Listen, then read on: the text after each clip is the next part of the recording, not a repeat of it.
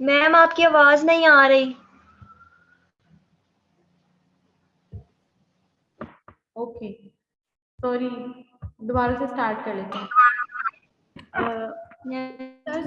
Social psychology, सबसे पहले हम देखते हैं कि हमारे पास गोल्स क्या हैं साइकोलॉजी के।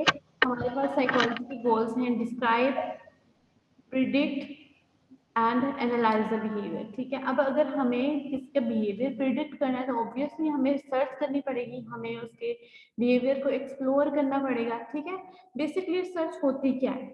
रिसर्च होती है कि हम एग्जिस्टिंग जो नॉलेज है ना, हमें जो ऑलरेडी थेरीज मिली हुई है, ऑलरेडी हमारे पास जो नॉलेज एग्जिस्ट कर रहा है, मौजूद है, हम उसको अपडेट करें।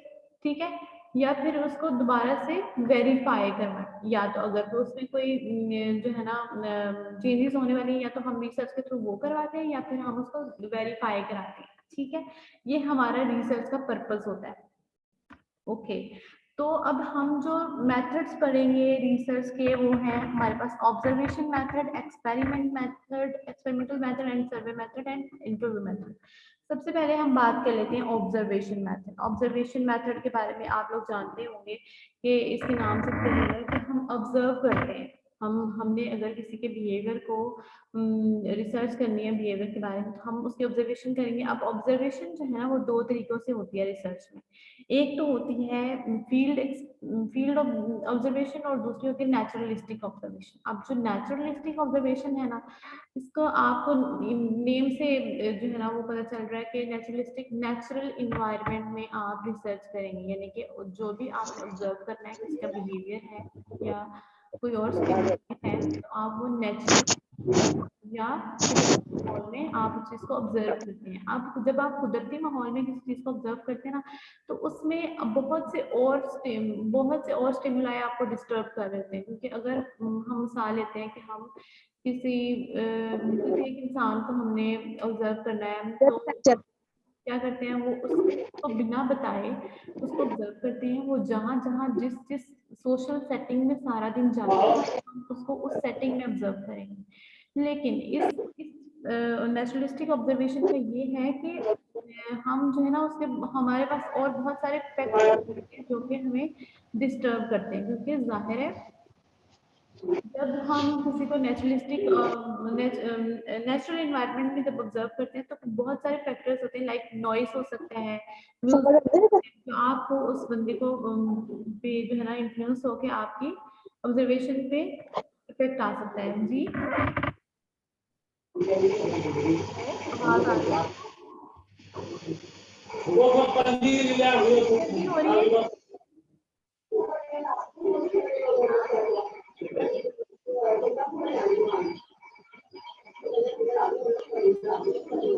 नताशा, अनीब, आपको स्क्रीन शेयर हो रही है? जी मैम। आपको ये जो मैंने स्लाइड शो की हुई है ये वाली? यस मैम हो रही है। ठीक है, अगर नहीं होती तो काइंडली मुझे उसी टाइम बताया करें, ठीक है? मैम ये टॉपिक हमारे पास उर्दू में है, थर्ड ईयर की बुक में सारे। ठीक है, आप उससे भी कर सकते हैं। जिन्होंने इंग्लिश में करना है वो इंग्लिश में कर ले, जिन्होंने उर्दू में करना है। मैं आपको दोनों तरीकों से समझाने की कोशिश कर रही हूँ, ठीक है? मैम आपकी आवाज नहीं सही आ रही। अब आ रही है आवाज? हेलो, ऑब्जर्वेशन मेथड, आवाज आ रही है? और कहने आवाज नहीं आ रही अक्सर।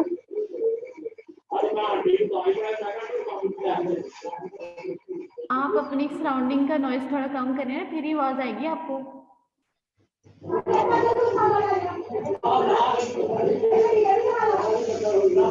आवाज आ रही है?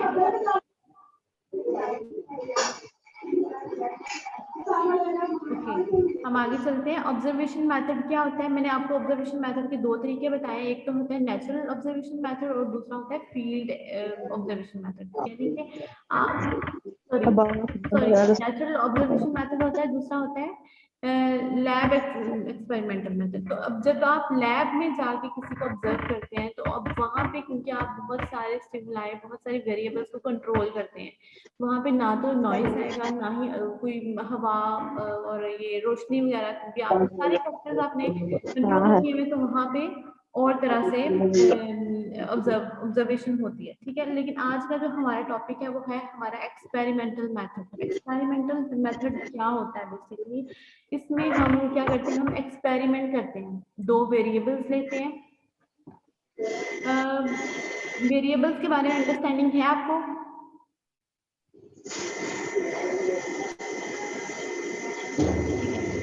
वेरिएबल बेसिकली ऐसी चीजें होती हैं जिनको रिसर्चर मद्देनजर रखते हैं। और वेरिएबल्स क्या हो सकते हैं? कोई इवेंट हो सकता है, कोई कंडीशन हो सकती है, ठीक है? फॉर एग्जांपल अगर हम देखें कि हमने साइकोलॉजिस्ट क्यों यूज करते हैं एक्सपेरिमेंटल मेथड को, तो बाकी जो मेथड्स हमने पढ़े हैं, ऑब्जर्वेशन मेथड, इंटरव्यू मेथड और सर्वे मेथड, उनकी निस्बत साइकोलॉजिस्ट एक्सपेरिमेंटल मेथड को ज्यादा प्रेफर करता है। क्यों?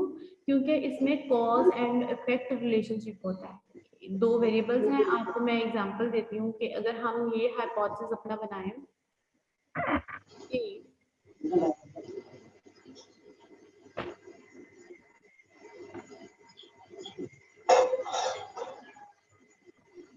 अगर हम फ्रूट्स और वेजिटेबल्स का इंटेक ज्यादा करें तो हमारी हेल्थ अच्छी हो सकती है, चाहे वो फिजिकल हो चाहे वो मेंटल हेल्थ हो।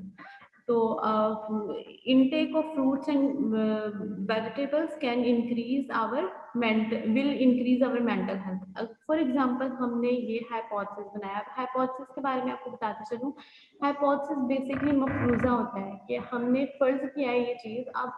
अब वो चीज क्योंकि हमने फर्ज कर लिया, हमने कहाँ से फर्ज की?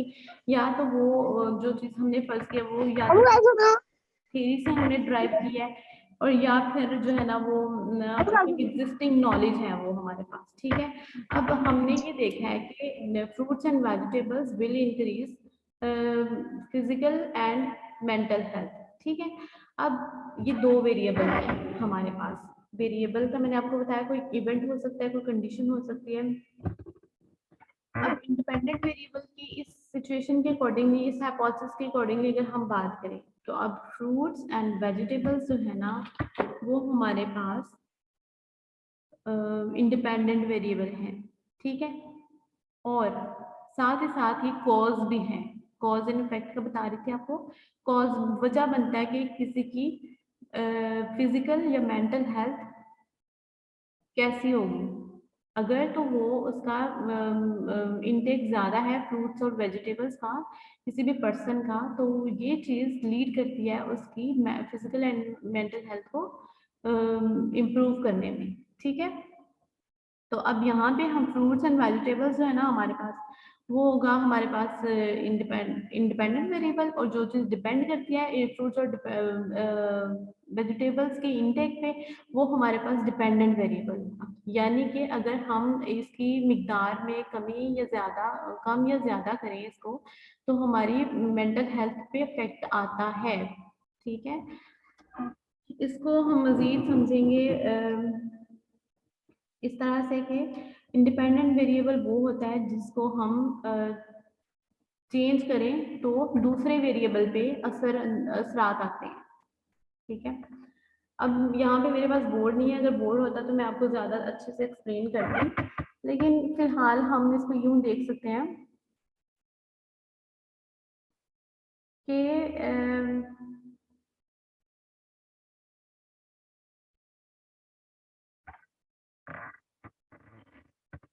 अब जो एग्जांपल मैंने आपके सामने रखी है इंडिपेंडेंट वेरिएबल और डिपेंडेंट वेरिएबल को समझने के लिए, अब उसमें इंडिपेंडेंट वेरिएबल हमने रखे हैं फ्रूट्स और वेजिटेबल्स, और डिपेंडेंट वेरिएबल्स हमने रखे हैं हेल्थ। ठीक है, अब अगर हम चेंजेस करते हैं फ्रूट की मिकदार में, फ्रूट को कम या ज़्यादा करते हैं, तो वो हमारा होता है इंडिपेंडेंट वेरिएबल। अब इसके डायरेक्टली जो असर होंगे ना, वो होंगे हमारे डिपेंड कर रहा है। अब डिपेंडेंट वेरिएबल को डिपेंड इसलिए कह रहे हैं क्योंकि उसके ऊपर डायरेक्टली असर अंदाज होते हैं, लेकिन अगर हम मेंटल हेल्थ की वैसे बात करें तो उसके हमारे आईवी पे कोई इफेक्ट नहीं आ रहे। ठीक है, आप लोगों को समझ आ रही है?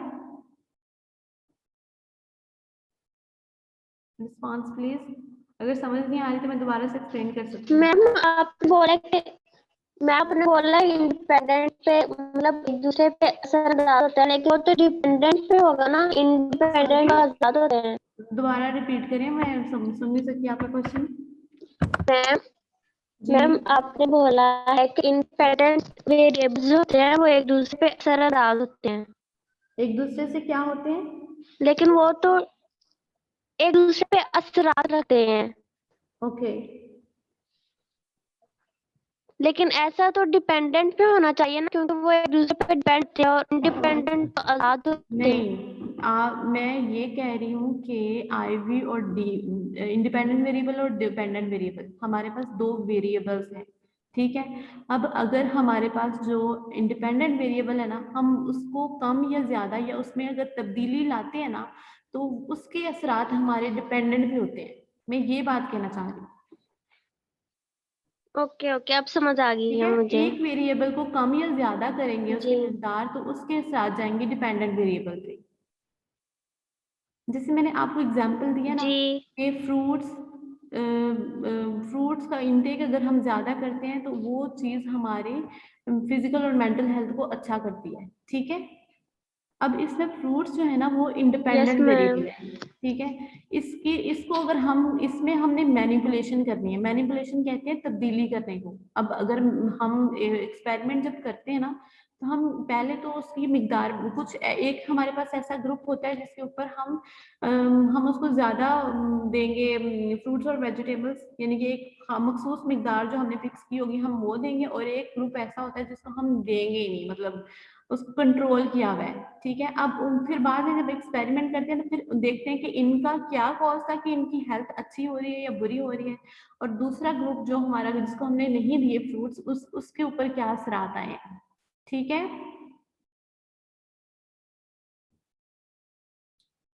Are you getting my point? Yes ma'am, okay clear है। ओके ओके, नेक्स्ट है जी, हमारे पास कितनी टाइप्स हैं एक्सपेरिमेंट की? हमारे पास बेसिकली दो टाइप्स हैं एक्सपेरिमेंट की। एक टाइप है हमारे पास लैब एक्सपेरिमेंट। लैब एक्सपेरिमेंट में हम क्या करते हैं, हम एक्सपेरिमेंटर जो है ना हमारा, हम उसको अलाउ करते हैं कि अपने वो लैब, क्योंकि लैब एक रूम होता है, अब वो लैब के अंदर बहुत सारे वेरिएबल्स को कंट्रोल कर रहा है। किस तरह से कंट्रोल कर रहा है? फॉर एग्जाम्पल अब देखें रोशनी कितनी आएगी रूम में, अब ये चीज लैब में कंट्रोल हो सकती है। हवा कितनी आ रही है, नॉइस आ रहा है या नहीं आ रहा है। ठीक है, अब ये चीजें डायरेक्टली असरअंदाज होती हैं हमारे एक्सपेरिमेंट के रिजल्ट्स पे।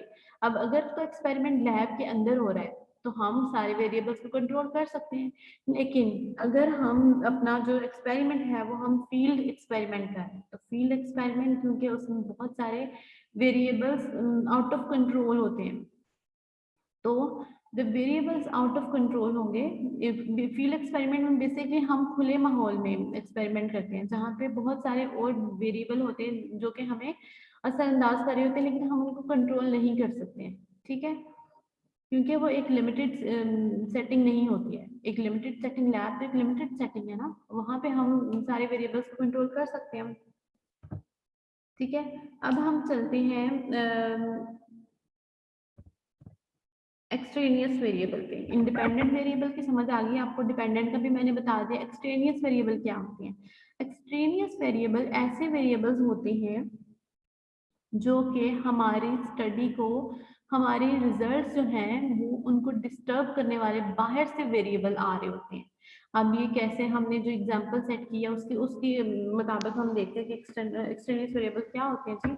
अब हमने देखा कि फ्रूट और वेजिटेबल का इंटेक जो है ना वो हमारी फिजिकल हेल्थ और मेंटल हेल्थ को लीड करता है, अच्छा करने में हेल्प आउट करता है। अब हमने देखना है कि और कौन से फैक्टर्स हैं जो कि हमारे रिजल्ट को अफेक्ट कर रहे हैं। फॉर एग्जांपल अब हमने फ्रूट्स तो दे दिए एक अच्छी मिकदार में, उसे वेजिटेबल्स भी दे दिए, लेकिन अब और कौन से फैक्टर्स हैं जो कि इस पे असरअंदाज होते हैं। फॉर एग्जांपल अब आप खुद ही सोचें कि फिजिकल और मेंटल हेल्थ दोनों के लिए हमारा रेस्ट करना, स्लीप का पूरा होना, नींद का पूरा होना बहुत ज़रूरी है। तो ये एक एक्सट्रेनियस वेरिएबल है जो कि हम अपनी स्टडी में काउंट नहीं करते हैं, लेकिन इसके असरात होते हैं। ऐसा नहीं हो सकता कि हम जो है ना एक बंदे को बहुत अच्छी डाइट दे रहे हैं और उसकी फिजिकल और मेंटल हेल्थ अच्छी होती है। नो, हमें बाकी वेरिएबल्स को भी कंट्रोल करना है, जो कि मैंने आपको एग्जांपल दिया है। रेस्ट हो सकता है कि एक बंदा प्रॉपर रेस्ट कर रहा है, वो जितना काम कर रहा है उसके अकॉर्डिंगली उसको रेस्ट भी तो चाहिए ना, ठीक है। तो अब स्लीप जो है ना वो इसमें एक्सट्रेनियस वेरिएबल हो सकता है। समझ आ गया एक्सट्रेनियस वेरिएबल?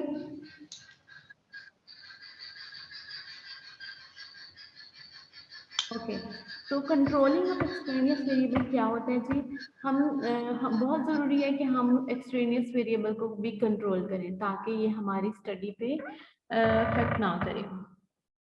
तो अब एक्सट्रेनियस वेरिएबल क्या है कि हमने रेस्ट किया है या नहीं किया है, हमने अमाउंट ठीक ली है फ्रूट्स की या नहीं ठीक ली है, ठीक है। क्योंकि हर चीज़ की एक स्पेसिफिक अमाउंट लेनी चाहिए ना, उसको बहुत ज़्यादा ज्यादती नहीं करेंगे तो उसका जो है ना वो साइड इफेक्ट स्टार्ट हो जाएगा। तो हमने एक स्पेसिफिक अमाउंट लेनी है, ये भी हमारा एक्सट्रेनियस वेरिएबल काउंट हो सकता है। तो हमने एक्सट्रेनियस वेरिएबल को बेसिकली कंट्रोल करना है और उसे अपने डिपेंडेंट वेरिएबल पर इफेक्ट नहीं करने देना, ठीक है, अदरवाइज हमारे जो स्टडी है उसका रिजल्ट खराब हो जाएगा। ओके, अब हम चलते हैं जी इसमें कौन कौन से स्टेप्स होते हैं। Scientific method is a set of procedures and principles that guide how scientists develop research questions, collect data and come to conclusion. अब हमें एक साइंटिफिक मेथड मिला हुआ है एक्सपेरिमेंटल रिसर्च में कि हमने उसको फॉलो करना है और उसको फॉलो करते हुए हमने अपना रिसर्च क्वेश्चन बनाने हैं, डाटा कलेक्ट करना है और कंक्लूड करना है कि इसका क्या रिजल्ट मिला है रिसर्च में। अब उनके जो वैसे तो इसके बहुत ज़्यादा वो हैं स्टेप्स हैं, लेकिन आज हम 4 स्टेप्स को देखेंगे इसके। फॉर्मिंग अ हाइपोथेसिस, ठीक है, सबसे पहले हमने मफरूजा बनाना है। हाइपोथेसिस कहते हैं मफरूजा, जैसे कि मैंने पहले बताया कि हम मफरूजा कैसे सेट करते हैं। मफरूजा हम किसी ना किसी थ्योरी से ले लेते हैं जो कि एग्जिस्ट कर रहा है, कोई नॉलेज, ठीक है, या फिर हम अपना कोई चीज सपोज कर सकते हैं। जैसे मैंने आपको एग्जांपल दी कि हमने मफरूजा ही बनाया था ना कि intake of fruits and vegetables will lead good mental and physical health, ठीक है। अब ये हमने मफरूजा सेट किया था। अब इस चीज को प्रूव करने के लिए हम क्या करेंगे, हम एक्सपेरिमेंट करेंगे। तो जब हम एक्सपेरिमेंट करते हैं ना, अब एक्सपेरिमेंट करने के लिए हमने एक बकायदा डिज़ाइन करना है स्टडी का मेथड कि हमने किस मेथड से करना है। अब मैंने आपको ऊपर मेथड भी बताए थे, interview method, experimental method, observation method and survey method, case study method, बहुत सारे मेथड्स होते हैं, ठीक है। अब हमने डाटा किस तरीके से कलेक्ट करना है, डाटा कलेक्ट करने के लिए भी हमारे पास सैम्पलिंग टेक्निक्स होती हैं। फिर उसके बाद जब हम डाटा कलेक्ट कर लेते हैं तो उस डाटा को एनालाइज कैसे करते हैं और फिर किस तरीके से हमने कंक्लूड करना है अपनी रिसर्च को, और उस फिर कौन सा मेथड्स होंगे जिनके थ्रू हमने अपनी जो भी हमने नई फाइंडिंग्स हैं या फिर उसी चीज़ को वेरीफाई कराया हमने, तो उन फाइंडिंग्स को कैसे हमने शेयर करना है दूसरों के साथ। ठीक है, अब देख लेते हैं हाइपोथेसिस क्या होता है। Hypothesis is a tentative statement. Tentative statement का मतलब है एक आर्जी स्टेटमेंट होती है। ठीक है, हम अगर हमने ये बात सेट किया, अपना हाइपोथेसिस बताया, तो इसका ये मतलब नहीं कि हमारा हाइपोथेसिस गलत नहीं हो सकता, जो हम कह रहे हैं वो सही होगा। हाइपोथेसिस सही भी हो सकता है, गलत भी हो सकता है, लेकिन इसका ये मतलब नहीं है कि हमारी रिसर्च गलत होगी। अगर हमारे रिजल्ट गलत आ गए, इसका ये मतलब नहीं होता कि हमारे जो है ना हमने रिसर्च की थी वो उसमें कोई खराबी थी, ऐसा नहीं है। ठीक है, tentative statement or guesses about a possible relationship between two or more variables. In our earlier example, the researcher might hypothesize that people who got more sleep will perform better on a math test the next day. And the purpose of experiment is then to either support or fail support this hypothesis. इसमें उन्होंने ये बताया कि tentative statement जो हमारे hypothesis की होती है, उसमें हम दो मुमकिन सूरतों को बताते हैं कि ऐसा मुमकिन है। ठीक, उनका रिलेशनशिप बता देते हैं। लेकिन अब यहाँ पे वो एक एग्जांपल भी बता रहे हैं इस स्लाइड में कि अगर एक स्टूडेंट है वो अच्छी स्लीप करता है पेपर से एक दिन पहले, एक रात पहले, तो ये चीज़ अफेक्ट करेगी उसको नेक्स्ट डे, क्योंकि उसकी परफॉर्मेंस बेटर होगी। अब अगर उसने बिल्कुल वो नहीं सोया है पेपर में, तो ऑब्वियसली आप लोग भी इस चीज़ को सिर्फ इस चीज़ से फेमिलियर होंगे कि अब पेपर से एक दिन पहले अगर हम पूरी रात पढ़ते रहते हैं तो फिर पेपर में बैठ के ना ही तो ठीक से हम लिख पा रहे होते हैं और बिल्कुल ऊँघने वाली सिचुएशन होती है हमारी पेपर के दौरान। ठीक है, तो अब क्योंकि हमें नींद आ रही होती है, हमने पिछली कई रातों में सोए नहीं होते हम, तो उसकी वजह से हमारी परफॉर्मेंस पे असर होता है। ठीक है, ये हमारा हाइपोथेसिस हो गया। नेक्स्ट है हमारा ऑपरेशनल डेफिनेशन। अब ऑपरेशनल डेफिनेशन क्या होती है? Operational definitions are necessary in order to perform an experiment. When we say something is independent variable or dependent variable, we need to have a very clear and specific definition of the meaning and scope of that variable. Basically, हमारे पास अब कितने variables हैं यहाँ पे इस research में जो हमने भी पढ़ी थी, इस hypothesis में, कि intake of fruits and vegetables will leads a good physical and mental health. इसमें हमारे पास जो है ना जितने भी वेरिएबल्स हैं, ठीक है, उनको हमने डिफाइन करना है, उनकी डेफिनेशंस बतानी है प्रॉपर कि अगर इन फ्रूट्स एंड वेजिटेबल्स अगर हम इंटेक करें तो उसका क्या मतलब, उसको मतलब उसकी ना प्रॉपर हमने उसको एक्सप्लेन करना है इस चीज़ को। ठीक है, अब इसके जो नेक्स्ट पार्ट्स है ना वो हम इंशाल्लाह नेक्स्ट क्लास में करेंगे। अभी तक के लिए कोई क्वेश्चन है तो you may ask.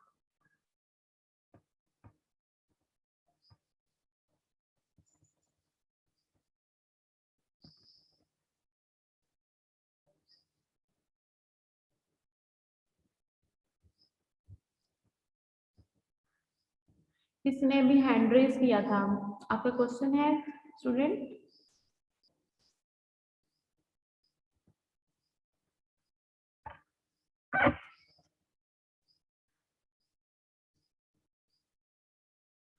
Okay, next class में इंशाल्लाह हम कवर करेंगे इसके जो रिमेनिंग टाइप्स हैं, हम उनको पढ़ेंगे और साथ में हम सर्वे मेथड करेंगे। ठीक है, या इंटरव्यू मेथड, इन दोनों को आप लोग पढ़ के आइएगा। और पहले मैं आप लोगों से पूछूंगी ताकि मुझे पता चले कि जो अंडरस्टैंडिंग मैंने आपको आज वेरिएबल्स के बारे में दी है आप लोगों को समझ आ रही है या नहीं आ रही है। ठीक है, नेक्स्ट क्लास में आपने वेरिएबल्स को, एक्सट्रेनियस वेरिएबल को, इंडिपेंडेंट वेरिएबल को, डिपेंडेंट वेरिएबल को अच्छी तरह से इनका कॉन्सेप्ट क्लियर करके आना है, रिवाइज करके आना है ताकि हम आगे चल सकें। ठीक है, so that's all about today.